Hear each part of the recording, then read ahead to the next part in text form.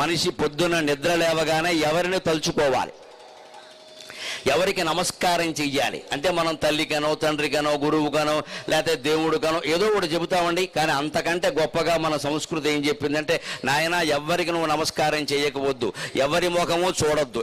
ఎందుకంటే ఎవరి ముఖమైనా చూస్తే మనం ఏమంటాం, ఆ వేళ మంచి జరిగిందనుకో పర్వాలేదు వాళ్ళకి చెప్పాం, కానీ ఏదైనా చెడు జరిగిందనుకో పొద్దున్నే కనిపించింది పనికి మాలిన ముఖం అందుకే జరిగిందంటాం. మనం తక్కువ వాళ్ళం కాదు. మనం మనకి ఏదైనా చెడు జరిగితే పొద్దున్న ఎవరు కనపడ్డారో వాళ్ళ మీద పెట్టేస్తామండి. నిజానికి ఆలోచించండి, ఈ దేశపు యువతరం నీకు పొద్దున్న ఎవడో కనపడడానికి నీకు పనులు జరగడానికి ఏమైనా సంబంధం ఉందా? ఈ శకునాలు, బల్లిపాట్లు, పిల్లి కోతలు ఇవన్నీ మానేయగలిగితేనే మనం బాగుంటాం. ఖచ్చితంగా ఈ గుడి నమ్మకాలు పోగొట్టుకోగలిగితేనే మనం బాగుంటాం. మన జీవితాన్ని నిలబెట్టేవి రెండు, ఒకటి ఆత్మవిశ్వాసం, రెండు పరమాత్మ విశ్వాసం.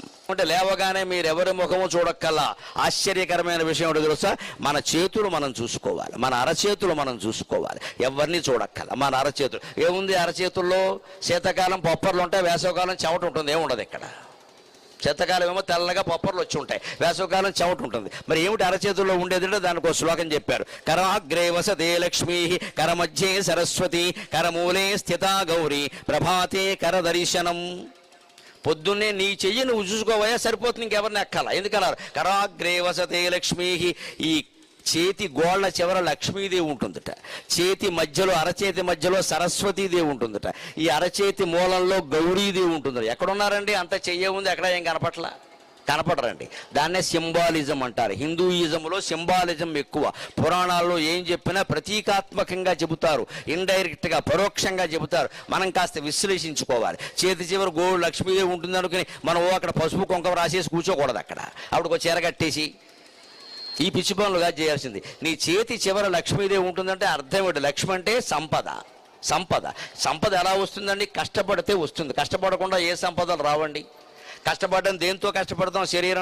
శరీరం అంతా కష్టపడుతుంది. కానీ ఏమంటున్నాం, ఎవరైనా సంపాదిస్తుంటే వాళ్ళకేంటమ్మా 2 చేతులు సంపాదిస్తున్నారు అంటారు. చేతులు వాడతారు. సంపాదన అంటే చేతులు వాడతారు. కష్టపడడం అంటే చేతులు కష్టపడి చేతులు అరిగిపోయాయి అంటారు, కాళ్ళు అరిగిపోయాయి అన్నారు. తిరిగి కాళ్ళు అరిగిపోయాయి అంటారు, వాగి నోరు అరిగిపోయింది అంటారు. కష్టపడి చేతులు అరిగిపోయాయి అంటారు. అంటే కష్టానికి ప్రత్యేకలు చేతులు.